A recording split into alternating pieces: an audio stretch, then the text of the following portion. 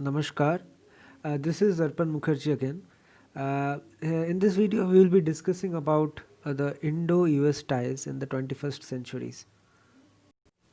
The India-US bilateral relations have developed into a global strategic partnership based on shared democratic values and increasing convergence of interests in bilateral, regional, and global issues. Many reasons could be ascribed to the higher cooperation, like the shift in global geopolitics in post-Cold War era, India's economic ascent, the rise of an assertive China, and India's place in the global high table. The relations between India and the US have transformed from being the estranged democracies during the Cold War to strategic partners in the post Cold War era. Now, moving forward, we will see some major points of convergence in Indo US relations. Um, the nuclear waiver deal of 2006 and the recent proposal of Westinghouse to build six nuclear reactors in Andhra Pradesh, and it will strengthen India's access to nuclear technology. And recent bilateral strategic energy partnership under which India has started importing crude and LNG from United States, which has made United States the sixth largest source of crude oil imports.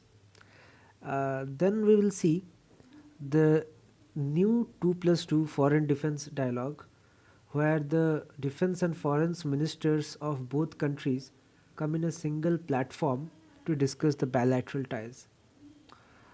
Um, then we will see the military treaties, the military ties, recent signing of treaties like COMCASA, uh, that it's a communication and security agreement.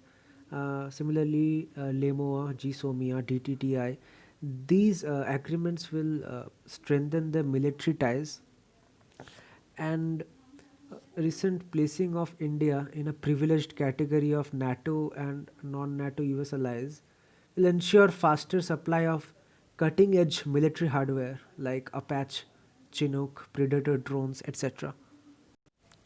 Then coming to fight against terrorism, um, United States, we have got robust support from United States against terrorism, and this was evident after the Pulwama attack, leading to the designation of Jaish-e-Mohammed chief Masood Azhar as a global terrorist under UN Security Council Resolution 1267, and also placing Pakistan on the grey list of the FATF. Then uh, looking to the another side of our boundary, another troublesome neighbor, China. The US, under its pivot to Asia policy, views India as an ideal balancer to check the aggressive rise of China. Therefore, the US has formulated the concept of Indo Pacific to counter China in the South China Sea and the Indian Ocean. Um, the recent Blue Dot Network, it's a US-led international development financial corporation network, is jointly launched by US, Japan, and Australia. Uh, it's like a Michelin guide for infrastructure projects. It's mainly intended to counter China's Belt and Road Initiative. Then we also see um, the US has designated India as an integral part of the Indo Pacific narrative by the conception of Quad. Quad is basically a naval exercise where four countries, namely India, US, Japan, and Australia, um, regularly exercise in the Malacca Strait and the Indo Pacific region. And the combined naval exercise of India, Japan, Australia, and US is going to be a new norm going forward. Then we get to see the rise of a new collaboration, the D10 collaboration, which include the G7 countries plus Australia, South Korea, and India. Its main intention is to ban Huawei completely from their respective countries. Um, to counter China's growing dominance and assertiveness, threatening the national security of the states.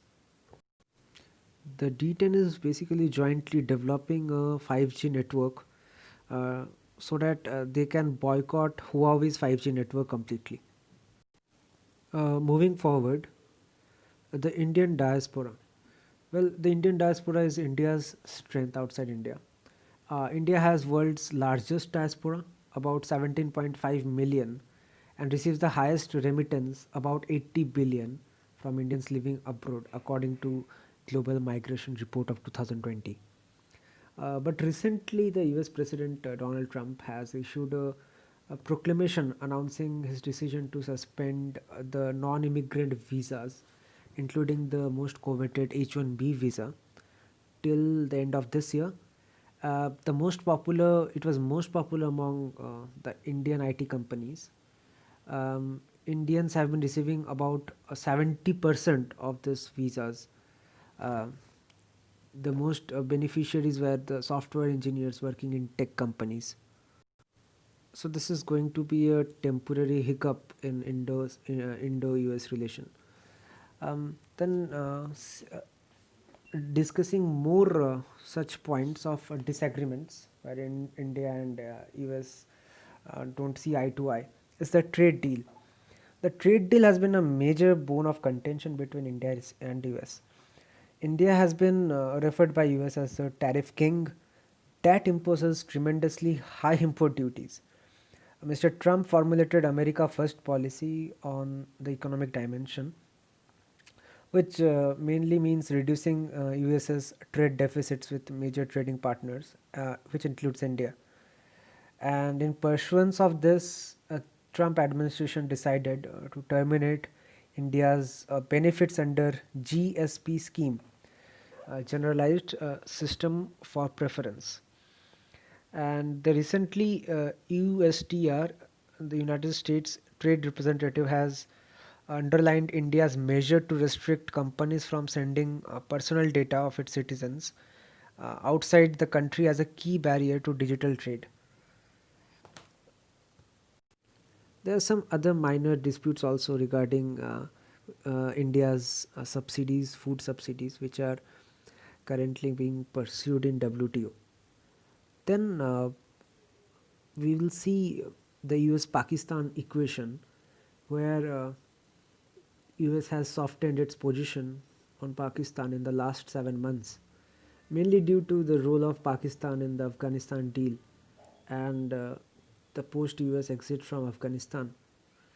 And yeah, then coming to the internal issues, India US partnership is based on the idea of shared values of democracy, rule of law, religious freedom, and the protection of minorities. However, the revocation of Article 370 and the new CA citizenship law and the NRC uh, is um, is a minor hiccup in India-US relations. And lastly, the sanctions on Iran and Russia has undermined India's national interests. Um, the CATSA, it's basically a law that imposed on Iran, North Korea, and it's a sanction basically imposed on Iran, North Korea, and Russia. And India is also facing challenges of getting sanctioned from buying military hardware from Russia. Basically, USA should understand the position India is in vis-a-vis China, the geopolitical tensions, and keeping that in mind, USA should give India a waiver or some kind of exception. Um, yeah, so basically, this is it. India-US relation remains critical for shaping the world order in the 21st century, and we need to explore more dimensions of cooperation to make this relation a win-win for both the nations. So this was it, my friends, the India-US relation in brief. I hope you like it. If you like it, do comment, share, and subscribe for more videos regarding current issues and civil services. Jai Hind.